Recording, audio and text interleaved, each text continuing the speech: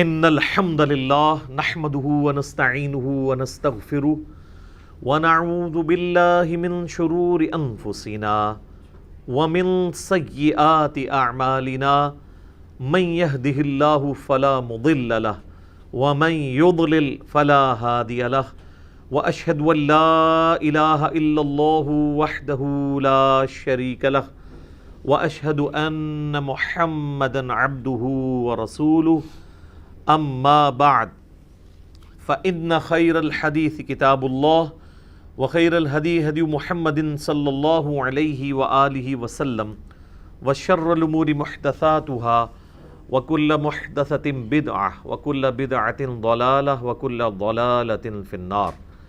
اعوذ باللہ السمیع العلیم من الشیطان الرجیم من ہمزہ ونفخہ ونفثہ بسم اللہ الرحمن الرحیم۔ رب اشرح لی صدری ویسر لی امری واحلل عقدۃ من لسانی یفقہوا قولی۔ بسم اللہ الرحمن الرحیم۔ ان اللہ وملائکتہ یصلون علی النبی یا ایہا الذین آمنوا صلوا علیہ وسلموا تسلیما۔ اللہم صل علی محمد وعلی آل محمد کما صلیت علی ابراہیم وعلی آل ابراہیم انک حمید مجید۔ اللہم بارک علی محمد وعلی آل محمد کما بارکت علی ابراہیم وعلی آل ابراہیم انک حمید مجید۔ اللہم ربنا آتنا فی الدنیا حسنۃ وفی الآخرۃ حسنۃ وقنا عذاب النار۔ لا الہ الا انت سبحانک انی کنت من الظالمین۔ ربنا آتنا من لدنک رحمۃ وہیئ لنا من امرنا رشدا۔ یا حی یا قیوم برحمتک استغیث ولا حول ولا قوة الا باللہ العلی العظیم، آمین۔ الحمدللہ آج 19 جولائی 2020 کی قرآن کلاس نمبر 37 کی اسٹوڈیو ریکارڈنگ ہونے جا رہی ہے۔ آج انشاءاللہ تعالی ہم سورۃ البقرہ کی آیت نمبر 253 سے سٹارٹ لیں گے، اور پارہ نمبر 3 کا آغاز بھی اسی آیت سے ہو رہا ہے۔ اعوذ باللہ من الشیطان الرجیم، بسم اللہ الرحمن الرحیم۔ تلک الرسل فضلنا بعضهم علی بعض۔ یہ سب رسولوں کی جماعت کہ فضیلت دی ہے ہم نے ان میں سے بعض کو بعض پر۔ منہم من کلم اللہ، ان میں سے ایسے بھی ہیں کہ جن سے اللہ نے کلام فرمایا ڈائریکٹ، اور وہ سیدنا موسیٰ علی نبینا علیہ الصلاۃ والسلام ہے۔ ہمارے نبی صلی اللہ علیہ وآلہ وسلم سے بھی کلام فرمایا، لیکن وہ شب معراج آسمانوں میں۔ اس دنیا میں جس کے ساتھ کلام کیا گیا وہ ایک ہی پرسنالٹی ہیں، وَكَلَّمَ اللَّهُ مُوسَىٰ تَكْلِيمًا، جو قرآن پاک میں آیا کہ اللہ تعالیٰ نے موسیٰ علیہ السلام کے ساتھ کلام فرمایا جیسا کہ کلام کرنے کا حق ہے۔ وَرَفَعَ بَعْضَهُمْ دَرَجَاتٍ، اور بعض کے اور معاملات میں درجوں کو بلند کیا۔ یعنی اللہ تعالیٰ فرما رہا ہے کہ جو انبیاء ہیں ان کے درمیان آپس میں بھی باہمی فضیلت موجود ہے۔ کسی ایک نبی کو دوسرے کے اوپر فضیلت حاصل ہو سکتی ہے کسی ایک خوبی کی وجہ سے، لیکن یہ ضروری نہیں ہے کہ اس ایک خوبی کی وجہ سے وہ سب کو سپرسیڈ کر گیا۔ دوسرے میں کوئی ایسی خوبی ہو سکتی ہے جو اس میں موجود نہ ہو، اور اسی کی ایک مثال آگے آ رہی ہے۔ وَآتَيْنَا عِيسَى ابْنَ مَرْيَمَ الْبَيِّنَاتِ، اور ہم نے عیسیٰ ابن مریم کو کھلے معجزات دیے تھے، جو سورۃ المائدہ میں آئے، سورہ آل عمران کے اندر، کہ وہ کوڑھی جو تھے ان کو شفا دے دیا کرتے تھے اللہ کے اذن کے ساتھ، اندھوں کو بینائی دے دیتے تھے اللہ کے اذن کے ساتھ، اسی طریقے سے مٹی کی مورت میں وہ پھونک مارتے تھے تو وہ پرندہ بن جاتی تھی اللہ کے اذن سے، اور اللہ تعالیٰ نے ان کو یہ بھی کوالٹی دی تھی کہ وہ غیبی خبریں دیا کرتے تھے اللہ کے اذن سے۔ وَأَيَّدْنَاهُ بِالرُّوحِ الْقُدُسِ، اور ہم نے ان کی مدد فرمائی تھی روح قدس کے ذریعے۔ روح قدس سے مراد سیدنا جبرائیل علی نبینا وعلیہ الصلاۃ والسلام۔ تو یہ آیت کا حصہ جو ہے سورہ البقرہ کی آیت نمبر 253 اس چیز کے اوپر شاہد ہے کہ جو تفضیل بین الرسل کا عقیدہ ہے یہ قرآن کے اندر بالکل فٹ بیٹھتا ہے۔ تفضیل یا اردو میں ہم کہیں گے تفضیل، فضیلت، تفضیل بین الرسل، رسولوں میں سے ایک کو دوسرے پر فضیلت دینا، اس عقیدے کی جڑ قرآن میں سورۃ البقرہ کی آیت نمبر 253 کے اندر موجود ہے۔ سٹارٹ ہی سے ہو رہا ہے تِلْكَ الرُّسُلُ فَضَّلْنَا بَعْضَهُمْ عَلَىٰ بَعْضٍ، اللہ نے بعض رسولوں کو بعض پر فضیلت دی ہے۔ یہ عقیدہ تو ہے حق پر مبنی۔ ایک اس کی مخالفت پہ عقیدہ ہے، وہ ہے تفریق بین الرسل، رسولوں میں تفریق کر دینا، فرق کر دینا، اس اعتبار سے کہ چند رسولوں پر ایمان لانا اور چند پر نہ لانا، یا کسی رسول کی فضیلت اس طریقے سے بیان کرنا کہ دوسرے کی تنقیص لازم آئے، تو وہ بھی تفریق بین الرسل میں فال کرتا ہے۔ وہ عقیدہ جو ہے وہ بعض اوقات تو حرام ہے اور بعض اوقات کفر پر مبنی ہے۔ اس لیے آپ دیکھیں گے سورۃ البقرہ جب کنکلوڈ ہوگی تو مسلمانوں کو عقیدہ سمجھایا گیا ہے، لا نفرق بین احد من رسلی، ہم فرق نہیں کرتے رسولوں کے درمیان ایمان لانے پر۔ یعنی جس طرح ہم امام کائنات سیدنا و مولانا محمد رسول اللہ صلی اللہ علیہ وآلہ وسلم پر ایمان لانے کو اپنے ایمان کی بنیاد سمجھتے ہیں اور ان کا انکار کرنا ہم کفر سمجھتے ہیں، بالکل اس طریقے سے کسی ایک پیغمبر کا انکار کرنا بھی وہ کفر ہے، اور اسی کو کہا جاتا ہے تفریق بین الرسل، فرق کر دینا رسولوں میں، کہ اس رسول کو مانیں گے اس رسول کو نہیں مانیں گے۔ اس عقیدے کے اوپر قرآن پاک میں کئی جگہ پر ایمفسائز کیا گیا ہے، کیونکہ یہ جو عقیدے کی خرابی ہے یہ سابقہ امتوں میں آ چکی تھی۔ یہودی جو تھے وہ تفریق بین الرسل کے قائل تھے، عیسیٰ ابن مریم کو رسول نہیں مانتے تھے، رسول ہوتے ہوئے رسول کا انکار نہیں کر رہے ہوتے تھے، وہ رسول سرے سے مانتے ہی نہیں تھے ان کو۔ اسی طریقے سے کرسچنز نے نبی علیہ السلام کی رسالت کا انکار کر دیا، اور مسلمانوں کو کہا گیا کہ تم نے تمام رسولوں پر ایمان لانا ہے۔ کل آمن باللہ وملائکتہ وکتبہ ورسلہ لا نفرق بین احد من رسلہ، ہم کسی ایک رسول میں بھی فرق نہیں کرتے ایمان لانے کے اعتبار سے۔ اچھا، ایک اور تفریق بھی ہے، وہ ہے اللہ اور اس کے رسولوں کے درمیان فرق کر دینا، اسے بھی قرآن میں کہا گیا کفر۔ اور پارہ نمبر 6 اگر آپ نکال لیں، اس کے سٹارٹ میں وہ آیات ہیں جس میں اللہ تعالیٰ نے بڑی جاندار انداز کے اندر اس عقیدے کی نفی فرمائی ہے۔ سورہ نساء کے کانٹیکسٹ میں آیت نمبر ہے 150، پارہ نمبر 6 کے سٹارٹ ہی میں، ان الذین یکفرون باللہ، وہ لوگ، بے شک وہ لوگ جو کہ کفر کرتے ہیں اللہ کا، ورسولہ، اور اس کے رسولوں کا، ویریدون ان یفرقوا بین اللہ ورسولہ، اور وہ یہ چاہتے ہیں کہ وہ فرق کریں اللہ اور اس کے رسولوں کے درمیان، یعنی وہ کہیں ہم اللہ کو مانیں گے، اپنے مرضی کا رسول مانیں گے، دوسرے رسولوں کو چھوڑ دیں گے۔ وَيَقُولُونَ نُؤْمِنُ بِبَعْضٍ وَنَكْفُرُ بِبَعْضٍ، اور وہ کہتے ہیں کہ ہم بعض پر ایمان لاتے ہیں، بعض کا کفر کرتے ہیں۔ وہی بات جو میں نے کہی تھی، اللہ اور رسول میں فرق کر دیا۔ اللہ کی ریکوائرمنٹ یہ ہے کہ جو اللہ کو مانتا ہے نا وہ اللہ کے ہر رسول کو مانے گا، اور جو یہ چاہتا ہے کہ اللہ اور رسولوں کے درمیان فرق کر دے تو اس سے مراد یہ ہے کہ وہ اللہ کو مانے گا، اللہ کی نہیں مانے گا، اللہ کے بعد رسولوں کو مانے گا، بعض کا انکار کر دے گا۔ اور اسی کا ذکر دیکھ لیں، وَيَقُولُونَ، اور کہتے ہیں، نُؤْمِنُ بِبَعْضٍ، ہم بعض کو تو مانیں گے، وَنَكْفُرُ بِبَعْضٍ، اور بعض کا کفر کر دیں گے۔ وَيُرِيدُونَ أَن يَتَّخِذُوا بَيْنَ ذَلِكَ سَبِيلًا، اور وہ اس چیز کے خواہش مند ہیں کہ کوئی درمیان کا راستہ نکال لیں، یعنی اپنی مرضی کی رسالت کو وہ ماننا چاہتے ہیں، اب آپ کو اس عقیدے کی اہمیت کا اندازہ ہوگا کہ مسلمانوں کو جو بار بار یہ کہا جا رہا ہے نا کہ تمام رسولوں پر ایمان لانا ہے، کسی رسول میں آپ نے فرق نہیں کرنا، اس لیے کہ یہ عقیدہ ایمانیات میں داخل ہے. جو یہ کرے گا یعنی تفریق بین الرسل کرے گا وہ کافر ہے.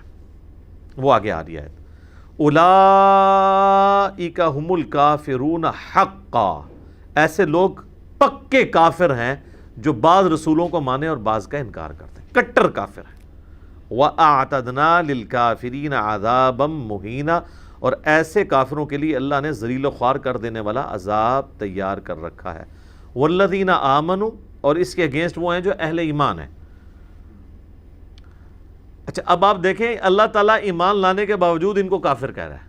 اللہ کو مان رہے ہیں، رسولوں کو مان رہے ہیں، بس کسی ایک رسول کا انکار کر دیا، اللہ کہہ رہا ہے فارغ، حالانکہ باقی ساری ایمانیات ان میں موجود ہیں. اور اللہ تعالیٰ ہمارے والذین آمنوا، جو ایمان والے ہیں، باللہ اللہ پر، ورسولہ اور اس کے رسولوں پر، ولم یفرقوا بین احد منہم، اور وہ ایمان ایسا لاتے ہیں کہ کسی رسول میں ایمان لانے میں فرق نہیں کرتے. اولئک سوف یؤتیہم اجورہم، یہ وہ لوگ ہیں جن کو عنقریب اللہ تعالیٰ ان کے اعمال کا پورا پورا اجر دے گا. وکان اللہ غفور الرحیم، اور اللہ تعالیٰ بخشنے والا مہربان ہے. تو سر اس سے یہ بات پتہ چل گئی کہ تفریق بین الرسل عقیدہ ہے کفر، اور تفضیل بین الرسل اس کی جڑ قرآن میں سورۃ البقرہ آیت نمبر 253 میں. تو یہ دو عقائد ہیں، تفریق بین الرسل اور تفضیل بین الرسل، یا اردو میں تفضیل. لیکن اب اس میں ایک باریکی ہے، ایک گرے ایریا بھی لائی کرتا ہے تفضیل بین الرسل میں. فضیلت تو ظاہر ہے کہ وہ جب اللہ تعالیٰ خود کہہ رہا ہے کہ میں نے بعض رسولوں کو بعض پر فضیلت دی ہے، اس کی ایک جز ایسی ہے کہ جس کو نبی علیہ السلام نے سختی سے کنڈیم فرما دیا، اور وہ ہے ایسی فضیلت بیان کرنا کہ جس میں کسی دوسرے نبی کو نیچا کرنا مقصود ہو، چاہے وہ ڈائریکٹلی ہو یا انڈائریکٹلی. ڈائریکٹلی تو ظاہر ہے سب ہی اس کو عیب سمجھیں گے، انڈائریکٹلی بھی اگر ایسا کام کیا گیا تو نبی علیہ السلام نے اسے ناپسند فرمایا. اس کے ثبوت میں صحیح بخاری اور صحیح مسلم دونوں میں حدیث موجود ہے. ایک یہودی اور مسلمان کا آپس میں جھگڑا ہوا. اب ظاہر مسلمان صحابی تھا، بعض دوسری روایتوں میں ملتا ہے کہ یہ شخص سیدنا ابوبکر صدیق تھے رضی اللہ تعالیٰ عنہ. تو اس یہودی نے کہا کہ اللہ تعالیٰ نے موسیٰ علیہ السلام کو تمام جہان والوں پر فضیلت دی. تو اس صحابی نے کہا کہ اللہ تعالیٰ نے نبی صلی اللہ علیہ وآلہ وسلم کو تمام جہان والوں پر فضیلت دی. جب صحابی یہ بات کر رہا ہے تو یقیناً وہ حضرت موسیٰ علیہ السلام کی تنقیص اس کے تحت شعور میں بھی کہیں نہیں ہے، نہ اس میں کوئی ایسا جملہ ہے، نہ حضرت موسیٰ کی کوئی فضیلت کا وہ انکار کر رہا ہے. بہرحال اسی جھگڑے کے دوران اس صحابی نے اس یہودی کے منہ پہ تھپڑ مار دیا. وہ شکایت لے کے نبی علیہ السلام کے پاس حاضر ہوا. تو آپ صلی اللہ علیہ وآلہ وسلم نے اپنے صحابی کو ڈانٹا اور آپ نے فرمایا تم نے ایسا کیوں کہا؟ اب وہ آگے سے جسٹیفیکیشن دے سکتا تھا کہ جی اعلیٰ حضرت نے نہیں فرمایا سب سے اولا و اعلیٰ ہمارا نبی، سب سے بالا و اعلیٰ ہمارا نبی، بلکہ اعلیٰ حضرت تو اس سے بھی ایک سٹیپ آگے گئے ہیں. کس کو دیکھا یہ موسیٰ سے پوچھے کوئی، آنکھ والوں کی ہمت پہ لاکھوں سلام. یہ ہے تنقیص والا جملہ کہ موسیٰ سے کوئی پوچھے کہ وہ تو اللہ کی تجلی نہیں دیکھ سکے، اور نبی علیہ السلام کو اللہ تعالیٰ نے اپنا دیدار کروایا خواب میں، تو ظاہر ثابت ہے. تو آنکھ والوں کی ہمت پہ لاکھوں سلام. تو اس میں حضرت موسیٰ علیہ السلام کی آنکھوں کی تنقیص ہے اور نبی علیہ السلام کی آنکھوں کی فضیلت ہے. تو یہ والی جو فضیلت ہے نا، اس کو نبی علیہ السلام نے کسی صورت ایکسیپٹ نہیں کیا، بلکہ آپ تو اس سے ہلکی فضیلت کو بھی ایکسیپٹ کرنے کے لیے تیار نہیں ہے کہ اس نے کہا کہ وہ موسیٰ علیہ السلام کو تمام جہان والوں پر فضیلت دی، صحابی نے کہا رسول اللہ کو دی، اس میں کوئی دوسرے کی تنقیص تو ہوئی نہیں ہے. تو نبی علیہ السلام نے اس میں فرمایا کہ مجھے یونس ابن متا پر بھی فضیلت مت دو. حضرت یونس کا نام کیوں لیا؟ حضرت یونس علیہ السلام واحد پیغمبر ہیں جن پہ اللہ تعالیٰ نے گرفت فرمائی ہے بڑی سختی کے ساتھ ان کی ایک اجتہادی خطا کی وجہ سے کہ انہوں نے وحی کا انتظار کیے بغیر اپنی قوم کو اسی حالت پہ عذاب کے آثار ظاہر ہونے کے بعد چھوڑ دیا کہ اب ان پہ تو عذاب آ جائے گا، اور وہ نکلے۔ یوٹیوب پہ میری ویڈیو بھی ہے حضرت یونس علیہ السلام کا واقعہ، وہ آپ دیکھ لیں۔ سمندری سفر پہ جب نکلے تو وہ جہاز تھا یا کشتی تھی، وہ ہچکولے کھانا شروع ہو گئی، قورا ڈالا گیا تو حضرت یونس علیہ السلام کے نام نکلا، 3 دفعہ ڈالا گیا، تینوں دفعہ ان کے نام نکلا۔ پھر اس ٹریڈیشن کے اندر جو کچھ کیا جاتا تھا، اور اس پورے واقعے کا ذکر قرآن میں اشارتاً موجود ہے کہ ان کو پھر سمندر میں یا اس پانی میں ڈال دیا گیا، پھر ایک مچھلی نے انہیں نگل لیا۔ وہ تورات میں ہمیں ملتا ہے کہ وہ 3 دن اور 3 رات تک مچھلی کے پیٹ میں رہے، اور قرآن میں اللہ تعالیٰ فرماتا ہے کہ وہ پھر اندھیروں میں انہوں نے اپنے رب کو پکارا، لا الہ الا انت سبحانک انی کنت من الظالمین۔ اور سورہ الصافات میں آتا ہے، یہ تو سورہ الانبیاء میں آیت ہے، آیت کریمہ جو ہے سورہ الصافات میں آیا کہ اگر یونس اگر ہمیں ان الفاظ کے ساتھ نہ پکارتا تو پھر مچھلی کے پیٹ سے اس دن نکالا جاتا جس دن مردے اپنی قبروں سے نکالے جائیں گے۔ اس سے آپ اللہ تعالیٰ کے غصے کا اندازہ لگا سکتے ہیں کہ اللہ تعالیٰ فرما رہا ہے کہ یعنی یہ مچھلی کا پیٹ یونس کی قبر بن جانی تھی اگر ہم سے وہ معافی نہ مانگتا۔ اور صرف یہاں تک غصے کا معاملہ نہیں ہے، اللہ نے اپنے اس جلال کی ایگزیکیوشن اس لیول تک کی کہ حضرت یونس کی قوم پہ آیا ہوا عذاب بھی ٹال دیا۔ حضرت یونس میں تو گرفت آئی، جس قوم کو وہ یہ کہہ کے چھوڑ گئے تھے نا کہ ہوں تو تسی گئے مر جاؤ دفع ہو، اللہ نے اس قوم کو بھی کہا کہ ٹھیک ہے یونس نے ایسا کیا نا تو میں ان کو بھی معاف کر دیتا ہوں۔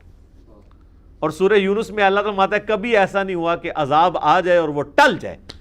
یہ بہت بڑی چیز ہے کہ اللہ کی سنت بدل جائے۔ اللہ فرماتا ہے ہماری سنت یہ ہے کہ ونس جب ہم عذاب بھیج دیں نا وہ ریورس نہیں ہو سکتا، سوائے قوم یونس کے کہ وہ پیغمبر کے یعنی جو معاملہ ان سے وہ ایک سمجھ لیں مس ہینڈل ہوا اجتہادی خطا کے طور پہ، وہ ڈیبٹ جو ہے وہ امت کے لیے ایسا کریڈٹ بنا کہ وہ امت کو اللہ تعالیٰ نے بچا لیا، وہ پوری قوم ہی ایمان لے آئی۔ 1,00,000 کے قریب قرآن میں آتا ہے وہ لوگ تھے جو ایمان لے آئے۔ تو نبی علیہ السلام فرمایا مجھے یونس پہ بھی فضیلت مت دینی، مراد یہ کہ وہ شخص جس کے اوپر اللہ نے عطا فرمایا، تو باقی تو سارے پھر ایک طرف رہ گئے نا۔ پھر آپ نے یہاں پہ بھی بس نہیں کی، جیسے اللہ تعالیٰ نے یونس علیہ السلام کو مچھلی کے پیٹ والی آزمائش سے گزارنے پہ بس نہیں کی، بلکہ امت کو بھی معاف کر دیا، ان کی اس غلطی کی وجہ سے کریڈٹ ان کے لیے بن گیا۔ نبی علیہ السلام نے یہاں پہ بھی اکتفا نہیں کیا، آپ نے فرمایا کہ قیامت والے دن جب مجھے اللہ تعالیٰ قبر سے اٹھائے گا تو میں دیکھوں گا کہ موسیٰ علیہ السلام مجھ سے پہلے ہی اللہ کے عرش کا پایا تھامے ہوئے کھڑے ہوں گے، مجھے نہیں پتا کہ ان پہ قیامت کی بے ہوشی طاری نہیں ہوگی یا وہ مجھ سے پہلے اٹھا لیے جائیں گے، اس بے ہوشی کے سبب جو دنیا میں وہ اللہ کی تجلی کی وجہ سے دیکھ چکے ہیں۔ باقی ایک دوسری حدیث جو ہے نا صحیح مسلم کے اندر کہ قیامت والے دن سب سے پہلے مجھے قبر سے نکالا جائے گا، سب سے پہلے میری شفاعت قبول کی جائے گی اور سب سے پہلے جنت کا دروازہ میرے لیے کھلے گا۔ اس حدیث کو اگر اس حدیث سے جوڑیں تو پھر یہ بات بالکل کلیئر ہو جاتی ہے کہ موسیٰ علیہ السلام قیامت والے دن قبر سے تو پہلے نہیں نکالے جائیں گے، لیکن قیامت کی بے ہوشی ان پہ طاری نہیں ہوگی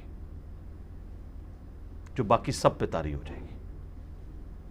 تو نبی علیہ السلام نے حضرت موسیٰ کی وہ فضیلت بتا دی جو جزوی فضیلت ان کو ہمارے محبوب صلی اللہ علیہ وآلہ وسلم پر حاصل تھی۔ تو جزوی فضیلت حاصل ہو سکتی ہے ایک پیغمبر کو دوسرے پہ۔ اب عیسیٰ ابن مریم کو وہ فضیلت حاصل ہے باقی تمام انبیاء پہ جو انتہائی یونیک ہے کہ وہ روح اللہ ہیں، بغیر باپ کے پیدا ہوئے ہیں، ماں ہے باپ نہیں ہے، اور اللہ نے ان کو اپنی طرف منسوب کیا ہے کہ وہ کلمۃ اللہ ہیں، اللہ کا کلمہ ہے۔ اور اللہ کی طرف سے خاص روح ہیں، اور ان کے جو معجزات ہیں وہ اتنے غیر معمولی ہیں، وہ کسی نبی کو نہیں وہ معجزات ملے۔ مردوں کو زندہ کر دینا اللہ کے اذن سے، مٹی کی مورت میں پھونک مارنا، اس کا اذن، اللہ کے اذن سے زندہ ہو جانا، اور اندھوں کو شفا دینا اللہ کے اذن سے، کوڑیوں کو شفا دینا اللہ کے اذن سے۔ یہی تو سٹارٹ میں ہے وَآتَيْنَا عِيسَى ابْنَ مَرْيَم۔ دیکھیں باقی رسولوں کا تو صرف جنرل ذکر ہوا ہے، عیسیٰ کا بائی نیم ہوا ہے، وَآتَيْنَا عِيسَى ابْنَ مَرْيَمَ الْبَيِّنَاتِ وَأَيَّدْنَاهُ بِالرُّوحِ الْقُدُسِ۔ روح قدس کے ذریعے ہم نے مدد فرمائی ہے عیسیٰ ابن مریم کی۔ یعنی ظاہر ہے کہ اللہ تعالیٰ فرشتوں کی ایک جو تائید ہے نا، وہ تو حاصل ہوتی ہے انبیاء کرام علیہ السلام کو۔ اچھا، اس میں ایک چیز یاد رکھیے گا، ایک بہت امپورٹنٹ چیز، وہ ہے حضرت عیسیٰ علیہ السلام کے حوالے سے۔ اکثر کرسچنز بھی اعتراض کرتے ہیں، میں نے اس کے اوپر ایک ویڈیو ریکارڈ کروا دی ہے، روح اللہ سے مراد کیا ہے؟ وہ کہتے ہیں جب اللہ کی روح ہے تو پھر اللہ کا پارٹ ہوا، اللہ کا جز ہوا۔ تو میں نے اس میں بتایا تھا کہ روح اللہ کی مخلوق ہے، اور اگر آپ نے روح کو اسی طریقے سے ماننا ہے تو وہ تو پھر اللہ تعالیٰ نے پوری اولاد آدم کے لیے بات کی، حضرت آدم کے لیے بات کی، وَنَفَخْتُ فِيهِ مِن رُوحِي، ہم نے جو ہے وہ آدم علیہ السلام میں روح پھونک دی۔ وہ روح ہے اللہ تعالیٰ کی مخلوق۔ اسی طریقے سے ایک بہت ڈینجرس چیز ہے جو آج تک میں نے کبھی بیان نہیں کی۔ چلیں اب ایک ایسا موقع آیا کہ میں تھوڑا سا اشارتاً بات کر دوں، کبھی موقع ملا تو میں اس کے اوپر ڈیٹیل سے بات کروں گا۔ دیکھیں آپ کو پتہ ہے کہ اسلامک ہسٹری میں ایک بڑا ڈومیننٹ فرقہ گزرا ہے معتزلہ کا۔ ویسے تو ہم ان کا نام ہی ہم نے بڑا چھیڑنے والا ڈالا ہوا ہے، معتزلہ، اعتزال کہتے ہیں ٹوٹ کے الگ ہو جانے والا۔ اور خلیفہ مامون الرشید کے دور میں جو ہارون الرشید کا بیٹا تھا، ان کو حکومت بھی حاصل ہو گئی تھی، کیونکہ عقلاً انہوں نے قائل کر لیا تھا مامون الرشید کو اس عقیدے کے اوپر کہ قرآن اللہ کی مخلوق ہے۔ اور اس کے اگینسٹ پھر احمد بن حنبل کھڑے ہوئے، انہوں نے کہا یہ وہ بحثیں تم نے خام خواہ شروع کر دی ہیں جو پہلے نہیں تھی۔ انہوں نے کہا کہ قرآن جو ہے وہ اللہ کی مخلوق نہیں ہے بلکہ اللہ کی صفت ہے، اور صفت اللہ کی اور مخلوق دونوں سائیڈ بائی سائیڈ نہیں ہو سکتے۔ معتزلہ کا جو موقف تھا وہ بالکل پھینکنے والا نہیں تھا۔ اس زمانے میں علم الکلام کی جب بحثیں شروع ہوئی نا، تو کرسچنز نے یہ اعتراض اٹھایا ہے کہ قرآن میں لکھا ہے کہ حضرت عیسیٰ اللہ کے کلمہ ہے، تو آپ اگر کہتے ہو کہ اللہ کا جو کلمہ ہے وہ اللہ کی صفت ہے، اور صفت ہمیشہ سے اللہ کے ساتھ ہے، تو عیسیٰ ابن مریم بھی ہمیشہ سے اللہ کے ساتھ ہے نا خطرناک گل؟ تو اس کا جواب صرف یہی ہوگا کہ حضرت عیسیٰ کو اگر مخلوق ثابت کرنا ہے تو اللہ کے کلمے کو بھی مخلوق ماننا پڑے گا۔ اگر آپ یہ کہیں گے کہ اللہ کا کلمہ اللہ کی صفت ہے اور اللہ کی صفت ہمیشہ سے اللہ کے ساتھ ہے، تو وہ کہتے ہیں پھر عیسیٰ ابن مریم بھی ہمیشہ سے ہے، تو وہ بھی گاڈ ہے۔ تو اب کرسچنز کے اگینسٹ جب یہ یعنی ایک علم الکلام کی جب بحثیں شروع ہوئی ہیں، تو معتزلہ نے ان کو یعنی اس عقیدے میں شکست دینے کے لیے یہ موقف اڈاپٹ کیا کہ اللہ کی جو صفت ہے اس کا کلام، یہ اس کی صفت بولنے کی یا کلام کرنے کی کمپیٹنسی تو ہمیشہ سے اس کے ساتھ ہے، لیکن اس کا ظہور ہونا اس سے یہ ہمیشہ سے نہیں ہے، ہر معاملے میں۔ یعنی عیسیٰ ابن مریم جب نہیں تھے اس وقت وہ کلمت اللہ بھی نہیں تھے، تو وہ اللہ تعالیٰ کے حکم سے، قرآن میں بھی آیا نا کہ عیسیٰ کی مثال اللہ کے نزدیک آدم کی سی ہے، ہم نے کہا کن فیکون، تو عیسیٰ ابن مریم بھی اس طریقے سے ہم نے پیدا کر دیے۔ تو وہ جو اللہ کا کلمہ کن ہے وہ کلمہ ہے جو ہمیشہ سے اس کے ساتھ عیسیٰ ابن مریم کے معاملے میں نہیں تھا، اللہ کے ڈیوائن علم میں تو تھا۔ اب یہ ساری کی ساری علم الکلام اسے کہا جاتا ہے، ٹیکنیکلی بحثیں، منطق کی بحثیں۔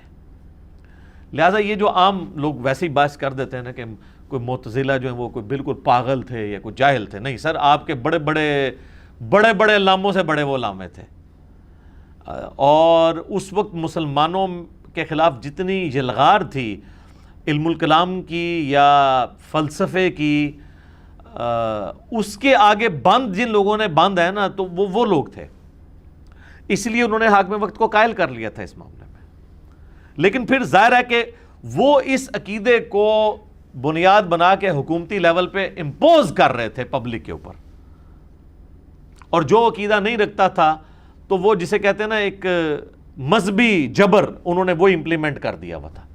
تو احمد بن حنبل رحمہ اللہ کا موقف اس معاملے میں تھا کہ اسے امپلیمنٹ نہ کیا جائے، کہ اب حکمران نے اڈاپٹ کر لیا، ٹھیک ہے، علمی بحث کرنے میں تو کوئی مسئلہ نہیں ہے، بلکہ انہوں نے تو جا کے بادشاہ کے دربار میں مناظرے بھی کیے معتزلہ کے ساتھ۔ لیکن اب دیکھیں جب یہ روش انہوں نے اختیار کی نا حکومتی لیول پہ امپوز کرنے والی، تو سر یہ تو پھر کبھی بھی کامیاب نہیں ہوتی ہے۔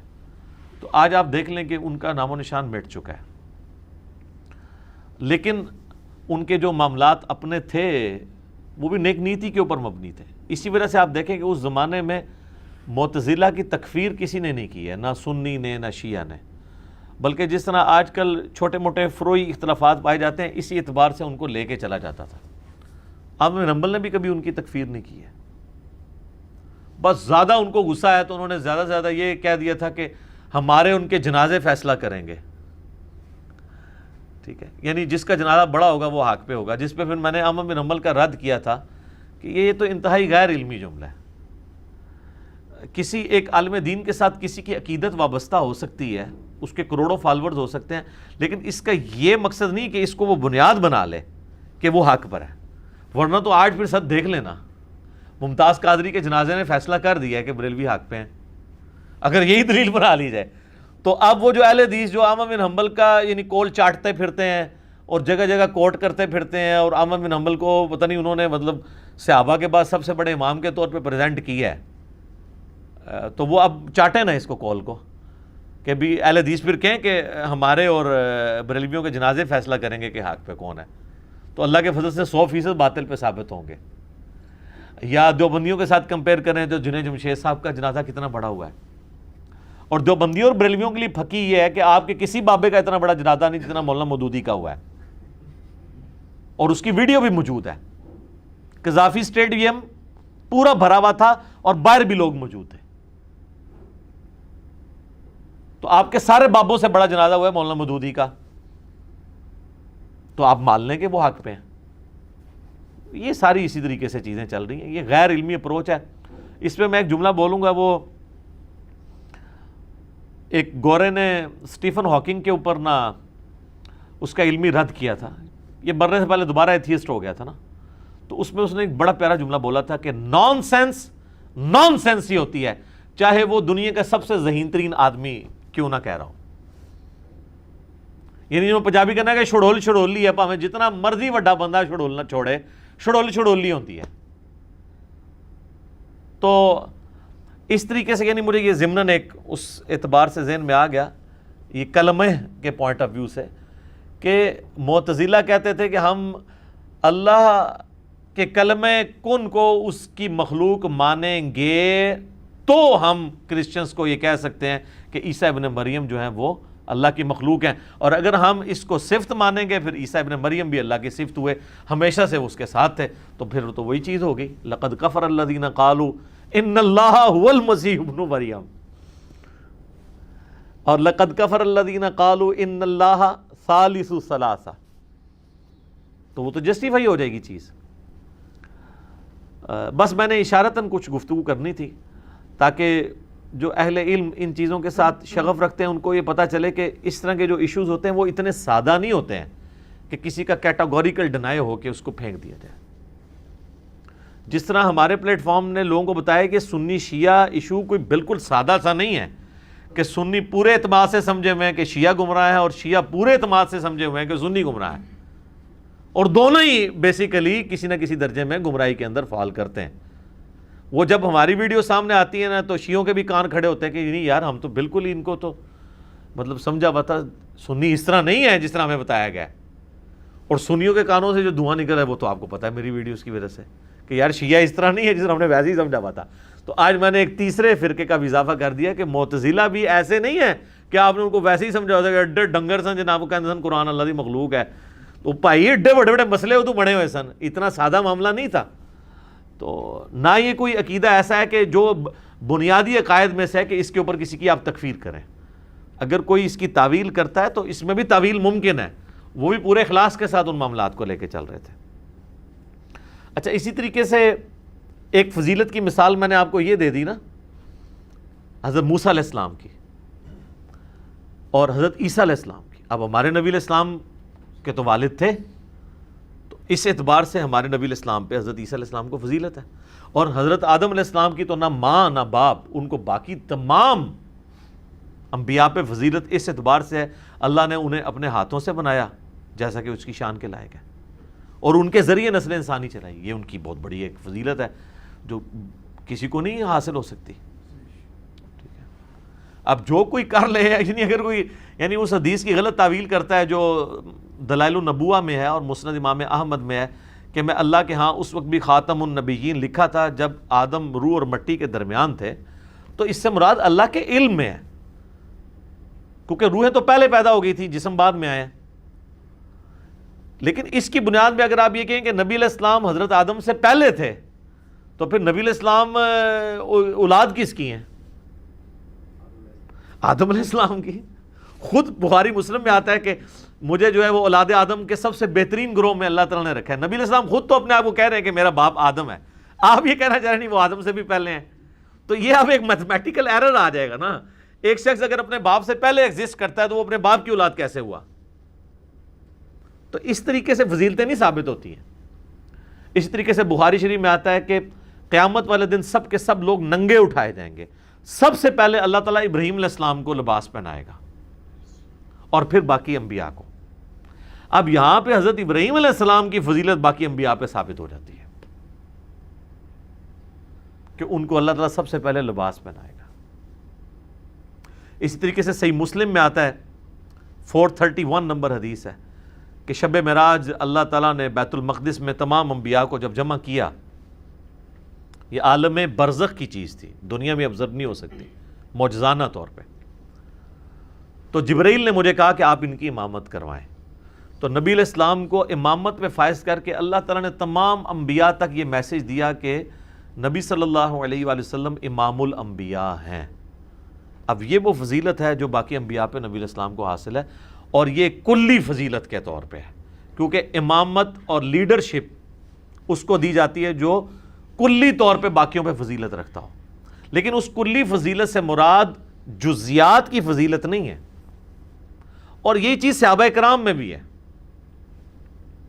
صحابہ کرام میں بھی اہل سنت کے ہاں یہ ایگریڈ اپان ہے کہ کلی فضیلت شیخین سیدنا ابو بکر اور عمر رضی اللہ عنہما کو باقی صحابہ پر حاصل ہے.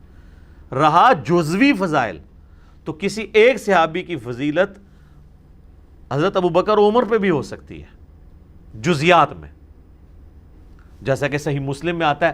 اور حضرت ابو ہریرہ خود بیان کر رہے ہیں کہ وہ جو خیبر والی حدیث ہے کہ حضرت عمر کہتے تھے کہ مجھے پوری رات خواہش رہی کہ وہ خیبر والا دن جھنڈا مجھے ملے, لیکن حضرت علی کو ملا. اور بخاری مسلم میں آتا ہے کہ سعد ابن ابی وقاص کہتے ہیں کہ جب حضور نے پہلے ہی ایک دن پہلے کہہ دیا نا میں کل اس شخص کے ہاتھ میں جھنڈا دوں گا جو اللہ اور اس کے رسول سے محبت کرتا ہے, اللہ اور اس کا رسول اس سے محبت کرتے ہیں, اور اللہ تعالیٰ مجھے امید ہے اس کے ہاتھوں پہ فتح دے گا جو اتنے عرصے سے فتح نہیں ہو رہی تھی. تو ہم سب لوگ پوری رات اس شوق میں سو نہیں سکے کہ ہم میں سے کون خوش نصیب ہوگا. تو اب اس طرح کی فضیلت یعنی حاصل ہو سکتی ہے. مولا علی کے حق میں یہ بہت بڑی فضیلت ہے. ایون امہات المومنین میں بھی آپ دیکھیں ایک ماں کی فضیلت دوسری ماں کے اوپر, جیسا کہ نبی علیہ السلام فرمایا کہ میری وفات کے بعد سب سے پہلے مجھے میری وہ بیوی آ کے ملے گی جس کے ہاتھ سب سے لمبے ہیں. تو امہات المومنین فزیکلی اپنے ہاتھ ناپا کرتی تھی. فوت ہوگی حضرت زینب پہلے, انہوں نے کہا اچھا حضرت زینب سب سے بڑھ کر صدقہ اور خیرات کرنے والی تھی. تو حضور کا کہنے کا مطلب یہ تھا اس کے ہاتھ لمبے یعنی وہ تقسیم کرتی ہے.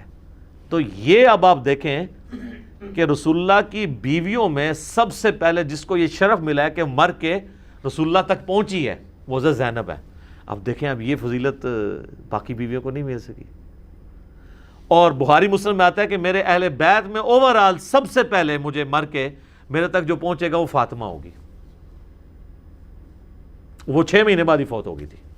سب سے پہلے حضور کی یعنی کوئی بیوی بھی فوت نہیں ہوئی, آپ کے کوئی گھر والے بھی نہیں, سب سے پہلے سیدہ فاطمہ. اس طرح جزوی فضائل کسی ایک کو دوسرے پہ حاصل ہو سکتے ہیں. حضرت ابو عبیدہ ابن جراح کے بارے میں حضور نے فرما دیا کہ ہر امت کا کوئی نہ کوئی ہر نبی کے ساتھ ایک امانت دار ہوتا ہے. میری امت میں میرا امین جو ہے وہ ابو عبیدہ ابن جراح ہے. اچھا, معاذ ابن جبل, ان کو نبی علیہ السلام نے علادہ سے ان کے ساتھ اپنی محبت کے اظہار کیے ہیں. وہ تو کئی ایک واقعات ہیں. حضرت ختیجہ تو پہلے فوت ہوئی ہیں سرکار, تسی اتنا اس طرح نہیں گلنا کرو. حضرت حذیفہ ابن یمان رازدار رسول ہے. وہ راز منافقین کے نام باقی صحابہ کو نہیں بتائے گئے جو حضرت حذیفہ کو بتا دیے. اس طرح کئی ایک چیزیں ہیں جو ایک جزوی طور پہ ایک صحابی کو بھی دوسرے پہ فضیلت حاصل ہو سکتی ہے. ٹھیک ہوگا جی, اب اس آیت کو مکمل کر لیں جی. وَلَوْ شَاءَ اللَّهُ مَقْتَتَلَ الَّذِينَ مِن بَعْدِهِم مِن بَعْدِ مَا جَاءَتْهُمُ الْبَيِّنَاتُ. اللہ تعالیٰ فرماتا ہے کہ اگر اللہ تعالیٰ چاہتا تو رسولوں کے جانے کے بعد جو ان کے فالورز ہیں, ان کی امتیں ہیں, ان کے جانشین ہیں, وہ کبھی بھی آپس میں مت لڑتے بعد اس کے کہ ان کے پاس کھلی نشانیاں آ چکی تھی. یعنی انبیاء آ گئے, کتابیں آ گئیں, اس کے باوجود انبیاء کے ماننے والے کیوں آپس میں اختلاف کرتے رہے. اور یہاں لفظ ہے قتل کا, یعنی لڑائی تک بھی کرتے رہے. اللہ تعالیٰ فرماتا ہے اگر ہم چاہتے تو ایسا نہ ہوتا. ہم چاہتے سے مراد یہ نہیں ہے کہ میں چاہتا تھا کہ لوگ لڑیں. ہم چاہتے سے مراد ہے کہ اگر اللہ تعالیٰ نے زبردستی ہدایت دینی ہوتی تو ایسا نہ ہوتا. اور یہ صرف اگلے انبیاء کے ساتھ نہیں ہوا, ہمارے نبی علیہ السلام کے کیس میں بھی یہی ہوا ہے. جنگ جمل صفین نہروان ہوئی ہے جو, تو آپس میں ہی لڑے ہیں نا. تو اللہ تعالیٰ فرما رہا ہے کہ اگر یعنی ہم چاہتے تو ایسا نہ ہوتا. مراد یہ کہ اگر ہم زبردستی کرنا چاہتے ہیں, لیکن چونکہ دنیا اللہ نے آزمائش کے ساتھ جوڑی ہے تو انبیاء کا جانا امت کے لیے خود بہت بڑی آزمائش ہے. مسلم شریف میں حدیث ہے کہ جب تک میں اپنے صحاب میں موجود ہوں نا اس وقت تک امن ہے. جب اللہ تعالیٰ مجھے اٹھائے گا تو میرے صحابہ پہ وہ فتنے ٹوٹ پڑیں گے جن کا اللہ نے مجھے پہلے ہی بتا دیا ہے. اور میرے صحابہ میری امت کے لیے امن کا باعث ہے. جب میرے صحابہ کو اٹھا لیا جائے گا تو میری امت پہ وہ فتنے ٹوٹ پڑیں گے جن کا مجھے پہلے بتا دیا گیا. یہ مسلم شریف کی حدیث ہے, اور یہ کربلا والے ریسرچ پیپر کے سٹارٹ میں نے یہ حدیث, اسی حدیث سے ہی کربلا والے ریسرچ پیپر کا آغاز کیا.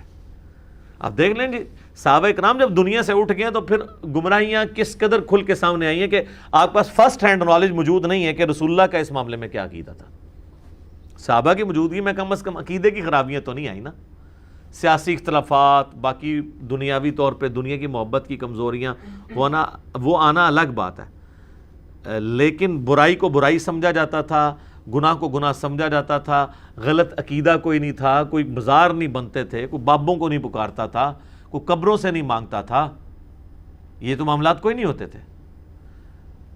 کوئی اس قسم کی بحثیں نہیں موجود تھیں.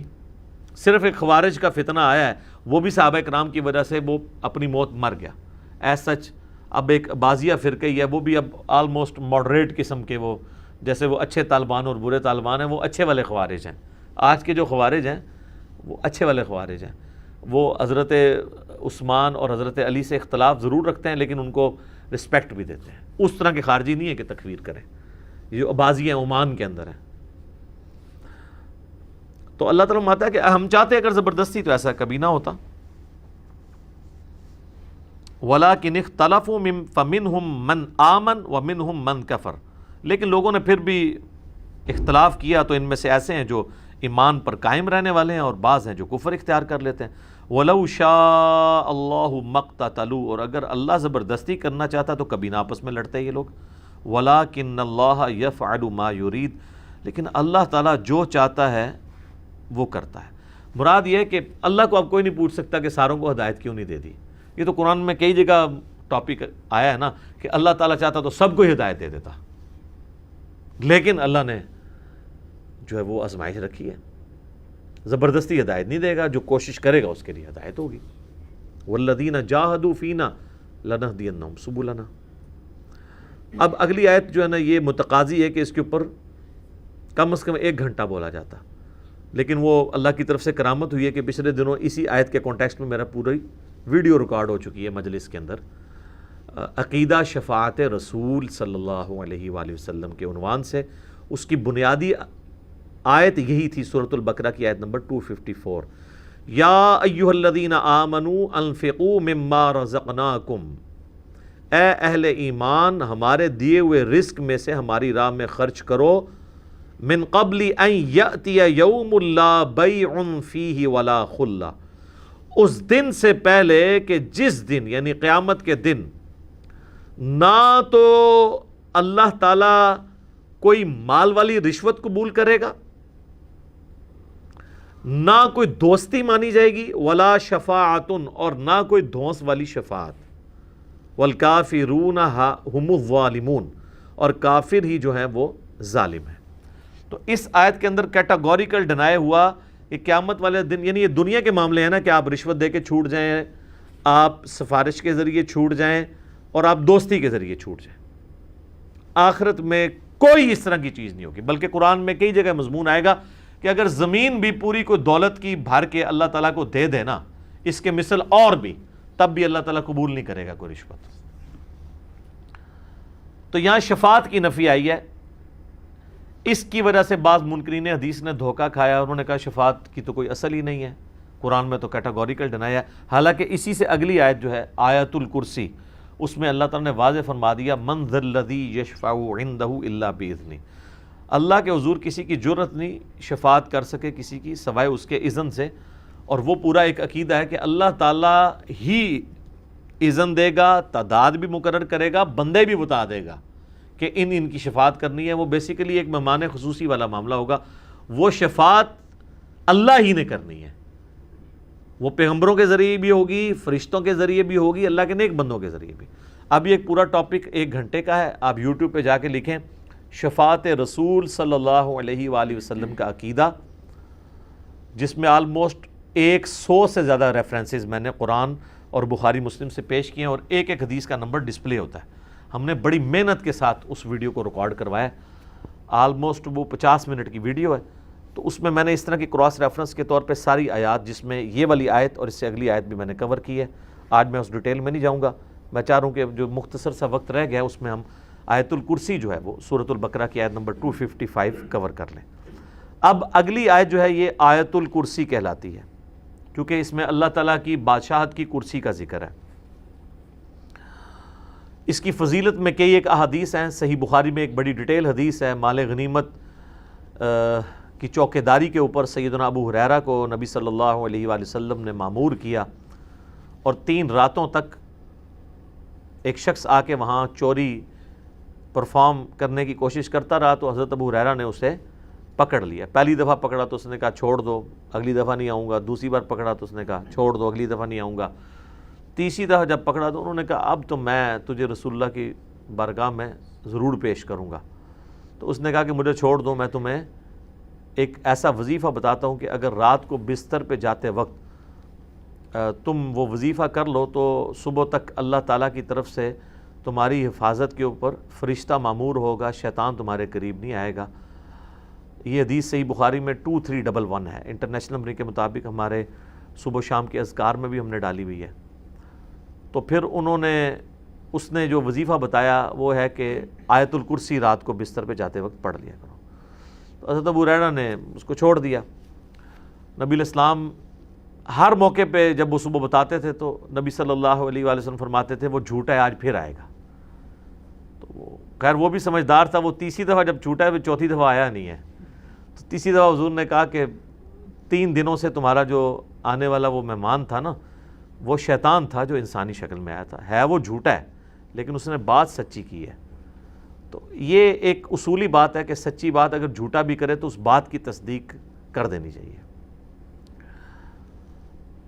تو وہ آیت الکرسی کا وظیفہ مل گیا۔ اسی طریقے سے سنن نسائی الکبریٰ میں اسی کی ایکسٹینشن ہے۔ سنن نسائی الکبریٰ کے اندر ایک حدیث ہے، امام نسائی نے اس میں ایک چیپٹر باندھا ہے عمل الیوم واللیلہ، وہ سنن نسائی الکبریٰ کا چیپٹر ہے۔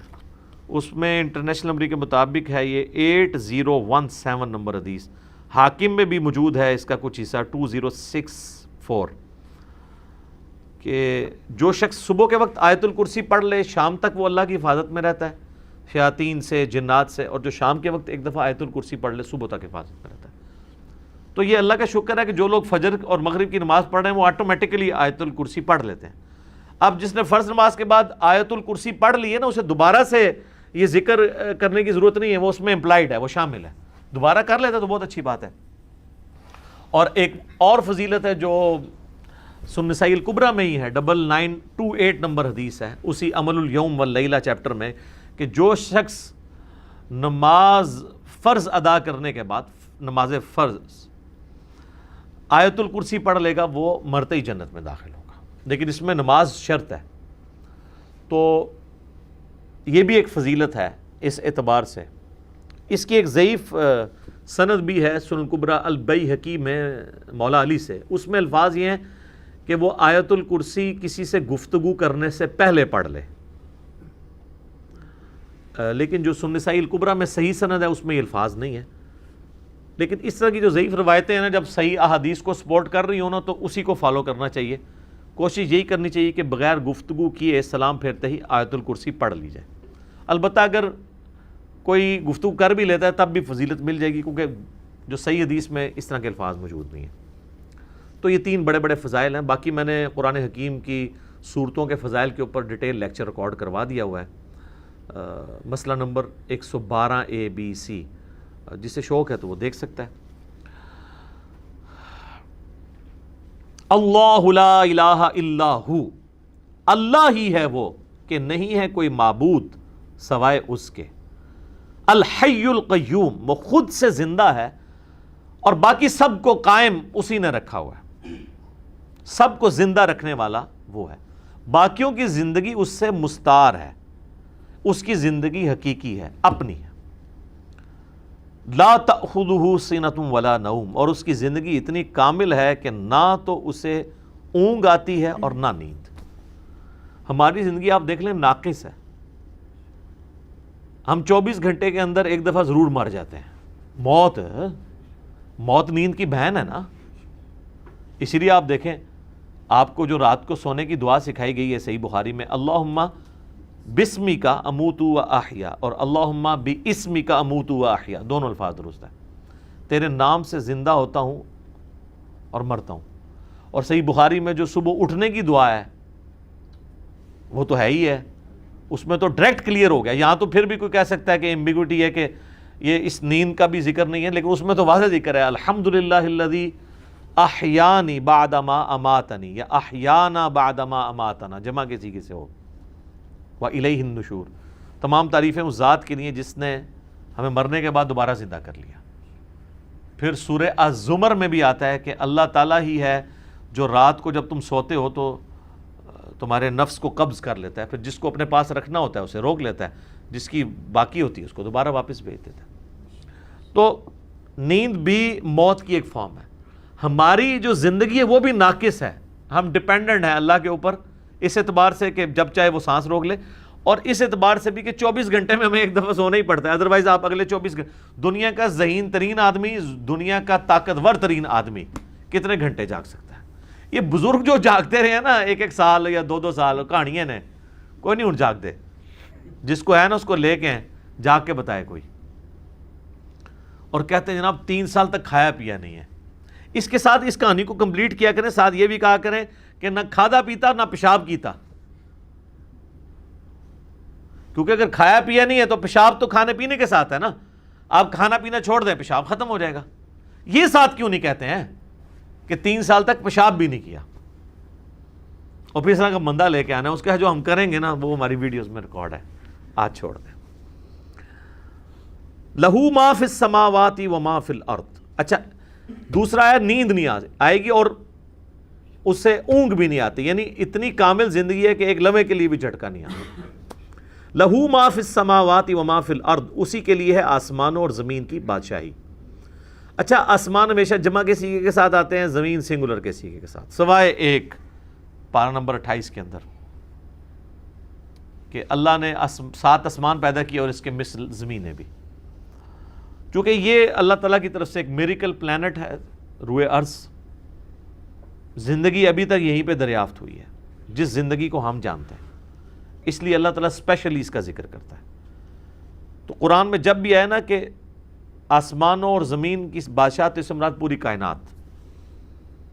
من ذا الذی یشفع عندہ الا باذنہ، کس کی جرأت ہے کہ اللہ کے حضور کسی کی شفاعت اور سفارش کر سکے سوائے اس کے اذن کے؟ ظاہر ہے کسی کی جرأت نہیں ہے۔ دنیا میں سفارش یہ ہوتی ہے کہ کسی شریف آدمی کو پکڑ کے پولیس لے گئی ہے تو ایک وہاں کا بڑا آدمی جا کے سفارش کرتا ہے کہ جی آپ کو غلط فہمی ہوئی ہے، میں اسے شروع سے جانتا ہوں، بڑا شریف آدمی ہے۔ اب اللہ کو اس طرح کی سفارش تو کوئی نہیں کر سکتا کہ یا اللہ آپ کو غلط فہمی ہوئی ہے، بندہ غلط پکڑ لیا آپ نے، نہیں، ایسے تو ہو ہی نہیں سکتا۔ اسی لیے اللہ نے کہا کہ اس کی جرأت ہے کہ مجھے کہے، مجھے سفارش کرے کسی کی، کہ میرے کہنے تھے نہیں۔ تو اب آپ دیکھ لیں بابوں کے بارے میں وہ دھونس کے عقیدے جو رکھے ہوئے ہیں، اسی تو آپ کو قرآن نہیں پڑھنے دیتے۔ جس نے یہ آیت پڑھنی ہے اس نے کہنا ہے کہ بابا کتوں آ گیا، اتنے کوئی بھی کھنگڑ نہیں دینا اللہ نے، سوائے جس کو اذن دیا ہے محمد رسول اللہ صلی اللہ علیہ وآلہ وسلم۔ اور وہ بھی ایک پوری دردناک حدیث ہے بخاری مسلم میں، حدیث شفاعت، وہ یوٹیوب پہ میرا کلپ دیکھ لیں، شفاعت رسول صلی اللہ علیہ وآلہ وسلم کا عقیدہ۔ یعلم ما بین ایدیہم وما خلفہم، وہ جانتا ہے جو ان سے پہلے ہو چکا، جو ان کے بعد ہونے والا ہے۔ یعنی اللہ تعالیٰ ہمارا جس کی سفارش تم میرے پاس لے کے آؤ گے نا، مجھے پتا ہے اس نے پہلے کیا کیا اور آندہ کیا کرنا ہے، مجھے بتا رہے ہو۔ اور ایک معنی یہ بھی ہے کہ جو سفارشی بھی ہے نا، اللہ تعالیٰ ان کو بھی جانتا ہے کہ ان کا علم پہلے کا کیا تھا اور بعد کا علم کیا ہے۔ اللہ تعالیٰ نے ہر ایک کو اپنے علم سے گھیرا ہوا ہے۔ وَلَا يُحِيطُونَ بِشَيْءٍ مِّنْ عِلْمِهِ إِلَّا بِمَا شَاءَ، اللہ کے علم کو کوئی نہیں گھیر سکتا سوائے اللہ تعالیٰ جس کے لیے چاہے تو اس کے اوپر کوئی علم آشکار کر لے۔ یعنی اللہ تعالیٰ کے علم کو کوئی اور مخلوق نہیں گھیر سکتی، اللہ نے سب کو اپنے علم سے گھیرا ہوا ہے، سوائے اس کے کہ وہ جو سورہ آل عمران میں بھی آتا ہے 179 نمبر آیت میں کہ اللہ کی یہ شان نہیں ہے کہ وہ اپنے غائب کے اوپر کسی کو اطلاع دے سوائے اپنے پیغمبروں کے، اور تمہارا کام ہے اللہ اور اس کے پیغمبروں پر ایمان لاؤ۔ پیغمبر وہ ہستی ہوتی ہے کہ جس کو اللہ تعالیٰ غیب کی خبریں دیتا ہے، غیب کا علم دیتا ہے اتنا جتنا اس کے لیے پسند فرماتا ہے۔ علم الغیب کے اوپر میرا مسئلہ نمبر 6A اور 6B آپ دیکھ سکتے ہیں، وہ ڈیٹیل ٹاپک ہے۔ تو جتنا جس کے لیے چاہتا ہے اللہ ظاہر فرماتا ہے، اور جس کے لیے نہیں چاہتا ظاہر نہیں فرماتا۔ اچھا، یہ اب بعض علم الغیب ایسے ہیں جو اللہ تعالیٰ نے انبیاء کرام کو دیے ہیں، اور بعض یہ ہیں جو ہمارے اعتبار سے وہ آپ سمجھ لیں ان سین علم ہے، لیکن چونکہ وہ فزیکل ورلڈ کے ساتھ تعلق رکھتے ہیں اس لیے ہم اس کو علم الغیب کا لفظ تو نہیں بول سکتے، لیکن چھپے علوم ہیں، جیسے سائنٹیفک جو بڑے بڑے راز ہیں اس کائنات کے، وہ لوگوں نے دریافت کیے ہیں۔ میگنیٹک فیلڈ کا دریافت کرنا، کمپاس بنا لینا، فیراڈے نے 8 سے 200-300 سال پہلے ہی ہوا ہے نا بجلی والا معاملہ، دنیا میں بجلی آئے ہوئے میکسیمم 150 سال گزرا ہے، اس سے پہلے بجلی نہیں تھی۔ تو ایک انسان پہ اللہ نے راز کھولا ہے نا کہ اگر کسی کنڈکٹر کو میگنیٹک فیلڈ کے اندر موو کیا جائے تو اس میں وولٹیج پیدا ہو جاتی ہے، EMF انڈیوس ہو جاتی ہے۔ یہ فیراڈے کو اللہ نے راز سمجھا دیا نا، نیوٹن کو کئی ایک چیزیں باتیں سمجھا دی، آئنسٹائن کو سمجھا دی، تیل زمین سے نکل آیا، گھڑی بنا لی، اتنی ساری چیزیں ہیں، جہاز بنا لیے، جیٹ انجن بنا لیے۔ تو یہ اس کائنات کے راز اللہ تعالیٰ لوگوں پہ کھولتا ہے۔ وسع کرسیہ السماوات والارض، اسی کی کرسی نے آسمانوں اور زمین کو گھیرا ہوا ہے۔ ولا یؤودہ حفظہما، اور اللہ تعالیٰ کو زمین و آسمان کی حفاظت کرنا کوئی مشکل نہیں ہے، تھکا نہیں دیتی یہ چیز۔ وہو العلی العظیم، اور وہ بہت بلند ہے اور عظمت والا ہے۔ اچھا، یہاں کرسی عین ممکن ہے کہ کوئی فزیکل کرسی ایگزسٹ کرتی ہے، اور عین ممکن ہے کہ یہ بات محاورتاً ہو رہی ہے کہ اللہ تعالیٰ کی بادشاہت اس سے مراد ہو، کیونکہ قرآن میں کئی ایک چیزیں محاورتاً بھی استعمال ہوئی ہیں۔ اس کے اوپر یہ جو اہل حدیث کی طرف سے جہمی ہونے کا فتویٰ فوراً لگا دیتے ہیں، یہ غلط ہے۔ بعض جگہ وہ خود بھی تعویلات کر رہے ہوتے ہیں، جیسے سورہ قصص کے اینڈ پہ آتا ہے کہ ہر چیز کو فنا ہے سوائے اللہ کے چہرے کے، تو سارے اہل حدیثوں نے ترجمہ کیا ہے یہاں چہرے سے مراد اللہ کی ذات ہے، تو تعویل تو وہ بھی کر رہے ہیں۔ یا قیامت والے دن اللہ کے سائے کے سوا کوئی اور سایہ نہیں ہوگا، 7 لوگ اس سائے کے نیچے ہوں گے، بخاری مسلم میں آتا ہے، تو وہاں اہل حدیث بھی کہتے ہیں یہاں مراد عرش کا سایہ، اللہ کا سایہ مراد نہیں۔ تو اس طریقے سے اگر کوئی تعویل کرتا ہے اس طرح کے معاملات میں، جہاں پہ ممکن ہو، جہاں پہ ممکن نہ ہو وہاں پہ نہیں کرنی چاہیے۔ مولانا مودودی تو دونوں طرف گئے ہیں کہ عین ممکن ہے کرسی ہو، اور عین ممکن ہے کہ اس سے مراد ایک محاورتاً بات ہو کہ اللہ کی بادشاہی نے گھیر رکھا ہے ہر چیز کو، اور اس کی یعنی صرف اللہ تعالیٰ نے یہ بنا کے مخلوق چھوڑ نہیں دی، بلکہ اس کی حفاظت بھی اپنے ذمہ لی ہوئی ہے۔ اور وہ ایسی حفاظت نہیں ہے کہ کوئی اللہ تعالیٰ کو مصروف ہو گیا کہ اتنی مخلوقات پیدا کر کے اب کیا کرے گا، وہ ایسا نہیں ہے، بلکہ وہ اللہ تعالیٰ نے پہ کوئی گرا نہیں ہے اس کی۔ وہ تو سورۃ الانعام میں ہے کہ زمین کی گہرائیوں میں کوئی دانہ نہیں پھوٹتا، نہ زمین کے اوپر نہ سمندروں میں کوئی پتا بھی گرتا ہے مگر اس کے علم سے، اور اتنا کامل علم ہے کہ اللہ نے یہ سب کچھ ہونے سے پہلے ہی لوح محفوظ میں لکھ لیا ہے۔ تو ایک ڈیٹیل طلب ٹاپک ہے۔ وَهُوَ الْعَلِيُّ الْعَظِيمُ، اور وہ بلند ہے اور عظمت والا ہے۔ اب یہاں پہ ایک اللہ کا نام بھی آ گیا علی، علی یون، تو مخلوق میں کسی کا نام ہو سکتا ہے، یہ ہے العلی، جب الف لام سے ہوگا تو دی علی خاص ہو جائے گا۔ رحمان تو کوئی بھی ہو سکتا ہے، الرحمن اللہ ہے، رؤوف کوئی بھی ہو سکتا ہے، نبی علیہ السلام کے لیے ہے بالمؤمنین رؤوف الرحیم، لیکن الرؤوف اور الرحیم اللہ ہے۔ صرف رؤوف اور رحیم سورہ التوبہ کی آخری آیات میں نبی علیہ السلام کے لیے بھی ہے۔ تو یہاں پہ بھی علی سے مراد بلند، عظمت والا، یعنی اللہ تعالیٰ اپنے عرش پہ مستوی ہے جیسا کہ اس کی شان کے لائق ہے، اور اپنی شان کے اعتبار سے بھی بلند ہے۔ تو اب یہ آیت الکرسی پہ تو گھنٹوں بولا جا سکتا تھا، میں نے اتنا حصہ کور کیا جتنا ایک عام بندے کی ضرورت ہے، کیونکہ آپ سمجھیں کہ قرآن حکیم میں جتنی بھی آیات اللہ تعالیٰ کی اسماء و صفات کے اعتبار سے یا اس کی قدرتوں اور شانوں کے اعتبار سے آئیں گی، آلموسٹ ان کی جڑ جو ہے وہ آیت الکرسی کے اندر موجود ہے۔ تو یہ اس پہ تو گھنٹوں بولا جا سکتا ہے، لیکن جتنی میں نے اجمالاً اس کی تفسیر بیان کر دی ہے اس تفسیر کلاس کے اندر اتنی کافی ہے۔ باقی تو جیسے جیسے اللہ تعالیٰ کی شانوں کا ذکر بیچ میں آتا چلا جائے گا وہ انشاءاللہ تعالیٰ ہم اس کو کور کرتے جائیں گے۔ اللہ تعالیٰ سے دعا ہے جو حق بات میں نے کہی اللہ تعالیٰ ہمارے دلوں میں راسخ فرما دے۔ اگر جذبات میں میرے منہ سے کوئی غلط بات نکل گئی تو اللہ تعالیٰ ہمارے دلوں سے اسے محو کر دے، دور کر دے، ہمیں معاف بھی فرما دے، ہمیں کتاب و سنت کی تعلیمات پر عمل کر کے دوسرے بھائیوں تک پہنچانے کی توفیق عطا فرمائے۔ سبحانک اللہم و بحمدک، اشہد ان لا الہ الا انت، استغفرک و اتوب الیک، وما علینا الا البلاغ المبین۔ جزاکم اللہ خیر۔